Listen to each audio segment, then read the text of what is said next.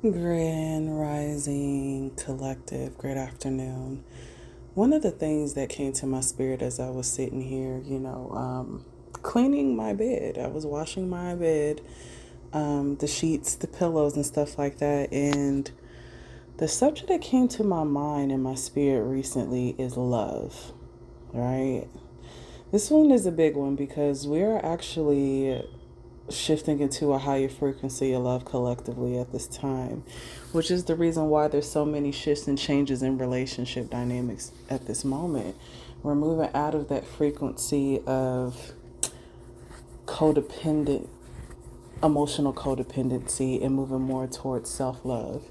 And the thing that just came to my spirit is love is not absent. It's not voided. So why are you looking for it? And it just gave me that that epiphany moment because we are not absent of love. Why do we keep seeking love outside of ourselves? Love through other people attracts to us when we have understood that love is always present. There's never a time love is voided. And the only time we feel that love is voided when we are not pouring back into ourselves, when we're not attending to our spiritual garden, when we're not attending to intimacy and love with ourselves. When's the last time you gave yourself a hug? When's the last time you gave yourself a kiss? When was the last time you said, I love you to yourself with your name? These are intimate moments where a lot of times we seek these very things from other people and yet do not give it to ourselves. It's crazy to me how so many people ask and seek from these things outside of them through other people when you guys had the power to give it to yourselves this whole time.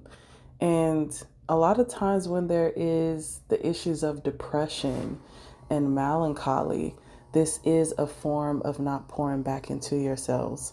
We are in a realm where it has been, at least here in America, I can't speak for other parts of the world, but here in America, there's a certain frequency that is very, very siphoning. It's very draining. And it's because the siphoning energies here, it's based off fear frequency. And there is no fear in love. Fear comes from the absent space of not trusting oneself or loving oneself. Because if you did truly love yourself, if you truly trusted yourself, what do you have to be afraid of? You know that you're going to make the best out of any situation that comes in your life, whether it's good or bad. So the objective is to understand that love is never meant to be old and love is never comes void. Because even if you are in a romantic relationship, no one can necessarily take love from you. You give your power away the moment you allow a person's importance and existence to be over your own. And so, a lot of people go like, I'm just scared to get hurt again. What if this happens to me? And do you not give so much love to yourself that you're able to give yourself compassion and patience with yourself when you do make mistakes because you're still learning to love you?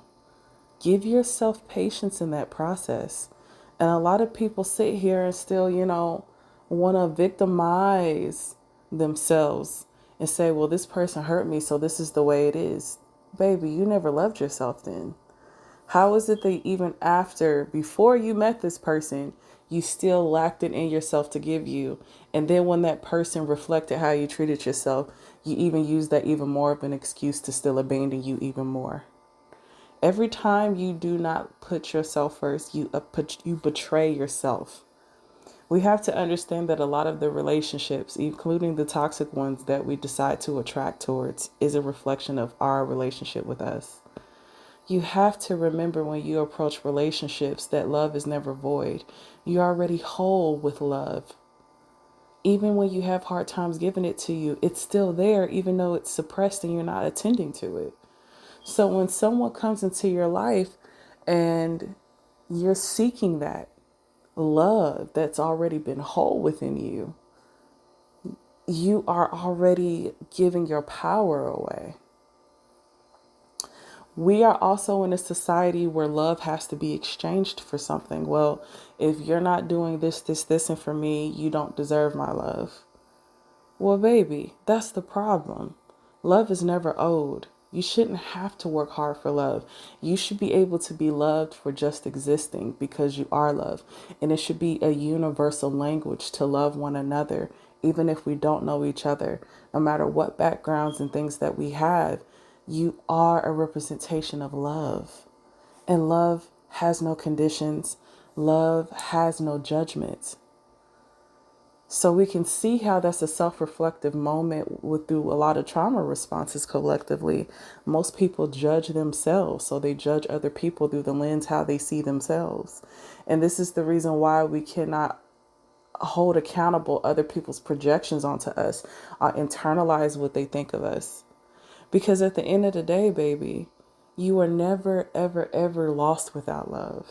You just have to remember that you are that thing, and to attend back to that universal space of home within you to collect that energy again, or come to that awareness and acknowledgement that it's always been there and never gone. We sit here and come up with every excuse in our trauma responses for what we have lost. Nothing is ever lost. That's an illusion. There's only things that change and move forward, but nothing is ever lost. And the times that we do need to grieve, to let go, it just means that it's no longer in our frequency. It's changing in a new form through other people who have a different frequency and aspect of who you are through others. Everyone in this world is a reflection of us in some way. So the illusion of division has to be aware of. It's okay. These group of people and this frequency of who I am at this moment in time in my life just reflecting aspects of myself. Well, now since I've outgrew that, it's just a different level of love. I can leave you with love. I understand you were teaching me more about me. So then you start to attract people from another different aspect of yourself at a higher frequency. Well, I've never experienced this kind of level of love before. You have. They're just reminding you that it was always present inside of yourself. And this is the part where we have to let go of the illusions in that space. People are only showing us what to give ourselves or what's already present in us, and they're helping us acknowledge it through the lens. So, yes, the soul is always whole with love. You come from love. Love is your very existence and is never voided. And this is a time for you to find that part of you again. You exclude yourself of self-discovery, defining more who you are when you do not allow your heart to be open to get to know people. When you say, well, I've been hurt, so I'm scared to trust. No, you're scared to trust yourself. You're scared to give that back to you, because if you was able to attend to your garden and love yourself so much, you would never be afraid to open up relationships in your life. You will know that no matter what they do, it doesn't change that you are still whole on your own. And this is the objective that Spirit is teaching the collective to go towards right now, is wholeness with self-love. So you can finally open your heart, because we need each other. And it's not to say that there won't be no challenging or bad people out there, but even they still carry love, even though it is suppressed through their own trauma responses. But you have the wisdom to know to set healthy boundaries on what to tolerate and not either.